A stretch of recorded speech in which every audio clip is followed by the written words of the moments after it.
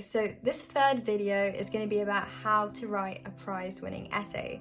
So during sixth form, I wrote 2 Oxbridge prize-winning essays. So one of them was the Vellacott Essay Prize in History at Peterhouse, Cambridge, and the other one was the Peter Kane Legal Reasoning Prize in Corpus Christi College, Oxford.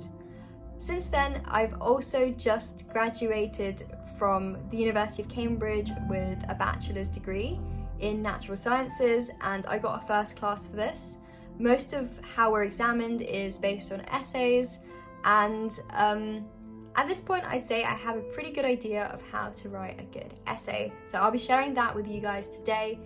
I've split this video into 5 main sections to make it as useful as possible for you guys. I've put the timestamps in so you can skip to whatever you want to. In the first section, I'll be talking about all the things you need to do before writing the essay. That includes understanding the question, generating ideas, and doing all of the research. The second section is on the process of writing the essay. Third section is on structuring your essay. Fourth section is on proofreading, and the fifth section is on referencing. And that might be a new thing for you guys if you haven't done essays like this before. Before you write the essay, so this is the most critical part, and this sets you up to write a focused essay which doesn't deviate from the question that they've asked. For this, you first of all need to understand what the essay question is asking you about. So break down the question into its different parts and identify the command words. Then figure out what that command word is asking you to do. They all have different nuances, and you need to know what they expect in the answer. This might all be a bit more difficult if it's an unfamiliar topic, so you might need to just do a bit of research of what certain words mean when you're launching into it. So for example, I had to when I was doing the legal essay prize. As part of this, you can also figure out what the main points are to cover, and if it's a very broad question, you can decide which angle you want to take and which bits that you want to really focus in on. Okay, so the second bit I recommend doing in this early stage is forming a mind map of the question and your ideas. Identify what you already know about the topic, and identify what are the main research questions that you have that you need to find out about before you start the essay. Also, as part of your mind map, identify what your instinctive response is to the question. It's really good to do this before you've been swayed by the things that you've been reading, and even if it isn't a mature response, you can refine it as you're then reading. You might end up taking a completely different view of things once you've read the literature on the topic. So section 3 is the research stage, and this is the longest stage by far. I found this to be especially the case in sixth form when I was approaching very, very unfamiliar topics that I didn't really know about. Why is the research even important? You will need to do reading no matter how novel your ideas are, because there are people who would have dedicated their lives to doing research on this topic, and this will be available. It's really useful to be drawing in their ideas and interpretations into your argument before you analyse them and then draw a conclusion. And the quality of your essay is ultimately dictated by the reading you do. And this is very much evident to the examiners. So it's seen in your footnotes and like how much you've got there, but it's also seen in the maturity of your arguments and the analysis you do throughout the essay. So it's very apparent to them how much reading you've done, and yeah, reading for this sort of thing is extremely important. Okay, so then how do you actually go about doing this research? So I think a simple Google search is a good place to start with these things. It can give you a good broad understanding of the question and the sort of context that you're dealing with. There are lots of articles out there, and they can have really good references which you can then look at and develop your understanding further. Google Scholar has lots of really useful articles and books that you can access, and some of these might be kind of complicated, but it might just be worth having a look at the abstract and the introduction. And often one paper will lead you to then look at another paper, so you can then snowball resources. Other really good resources are journals, so things like Nature or the New England Journal of Medicine. You can also use books.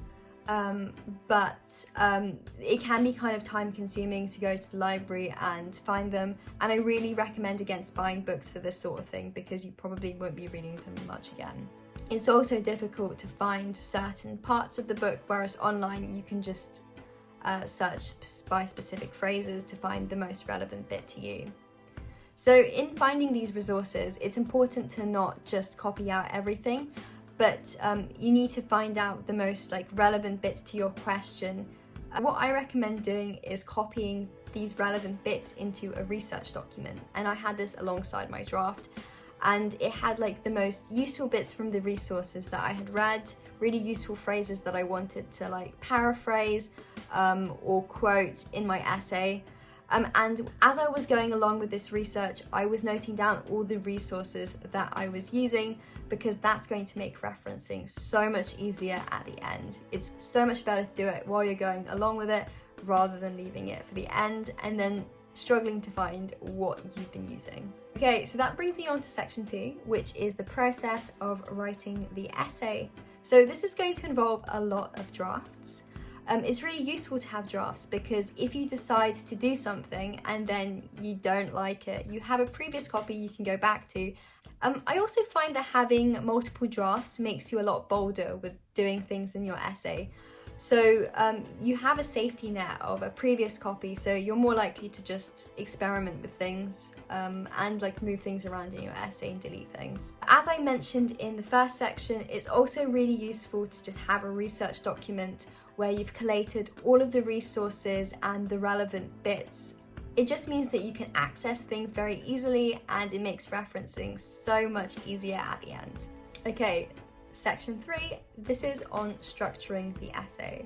So this is the argument that the examiners will be seeing, and it's really important that this is logical because they'll be going through hundreds of essays. If it's clear and logical and to the point, then they're way more likely to understand it and like what you've written.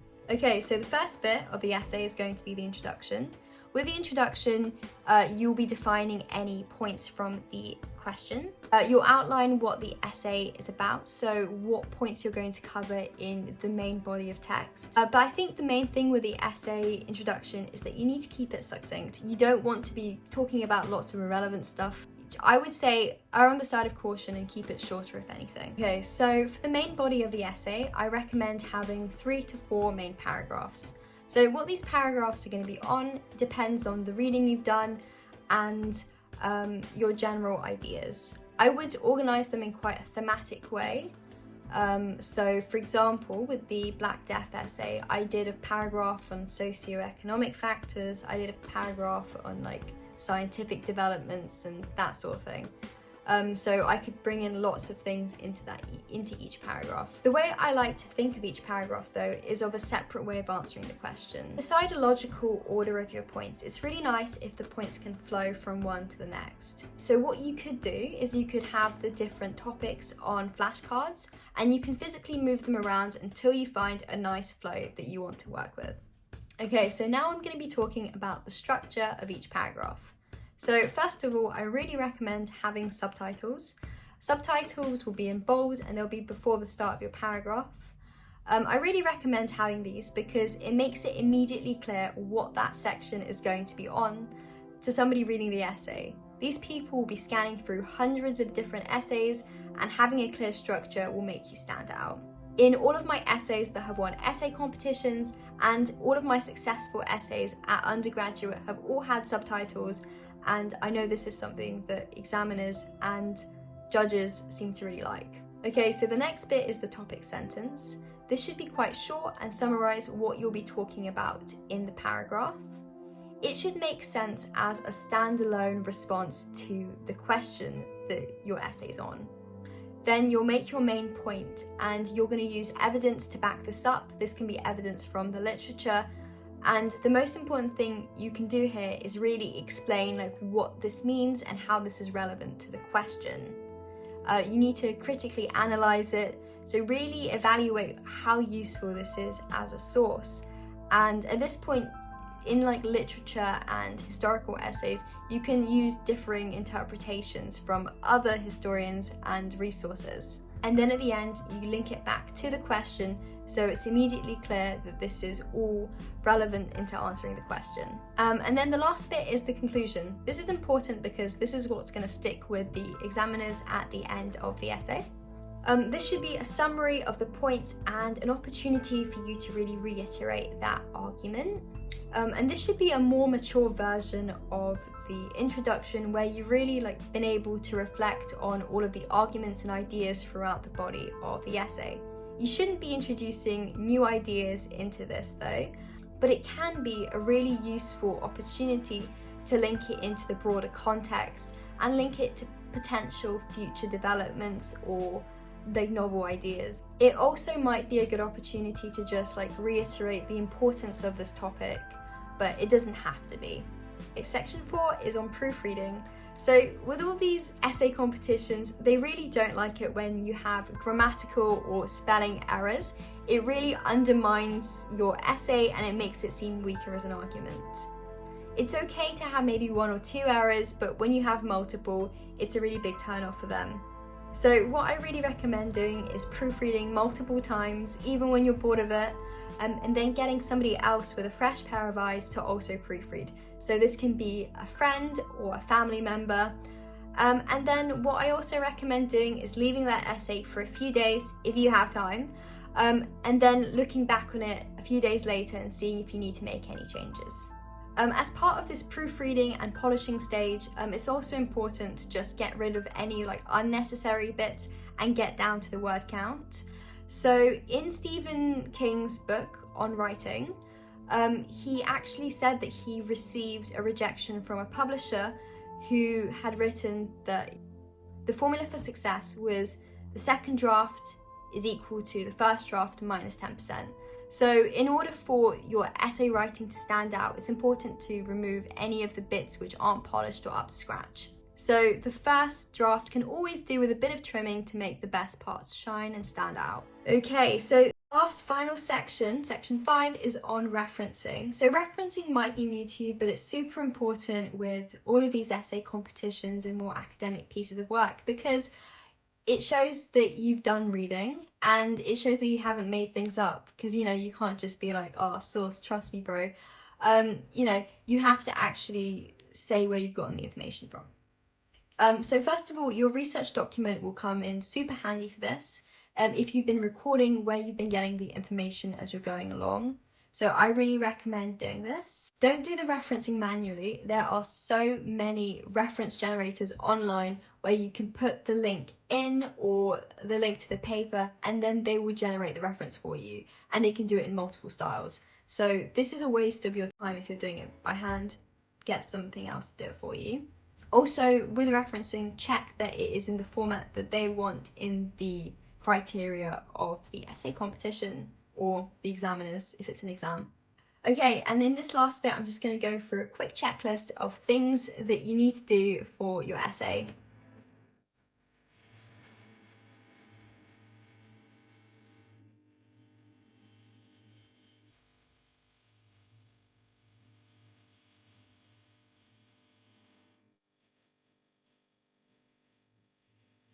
I hope you guys found the video helpful. If you've enjoyed it, please give me a like and smash that subscribe button. Please do share it with anybody who you think might find it useful. That's all from me today. See you next time, guys.